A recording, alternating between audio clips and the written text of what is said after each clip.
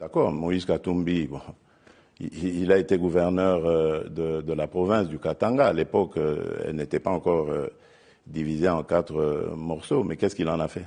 Longue de 300 km qui relie la ville de Lubumbashi à Kolwezi, cette route était d'une telle impraticabilité que ses usagers devraient mettre plusieurs mois dans des conditions extrêmes pour relier les 2 points, surtout en saison de pluie au péril même de leur vie.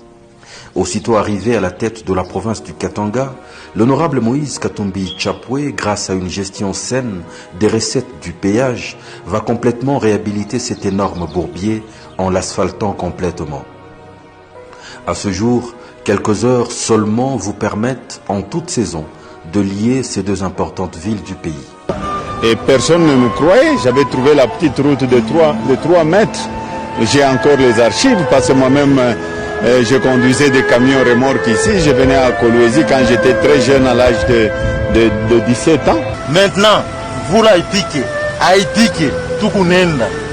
tout na soutenir, ni pas Moïse. Sur le même trajet, avec les fonds de la province, il s'est décidé de jeter un nouveau pont sur le fleuve Lualaba.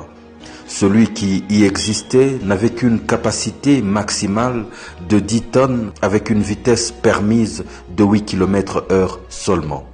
Il était du reste fermé la nuit pour le ménager. En janvier 2011, l'honorable Moïse Katumbi et son gouvernement confient à l'entreprise chinoise Crec7 de construire un nouveau pont. 2 ans d'ouvrage après, une mégastructure de 110 mètres de long, 9 mètres de large et d'une capacité de 100 tonnes est inaugurée.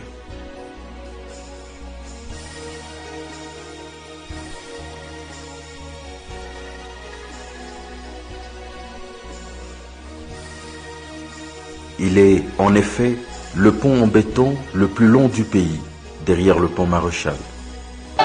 Un signe visible du réveil du géant Congo. Pour que ce géant se réveille, il faut de grands ouvrages. Et celui-ci est réellement un grand ouvrage. Et à comparer, vous voyez que ce n'est pas simplement un pont qu'on a construit, mais c'est aussi un saut dans la modernité.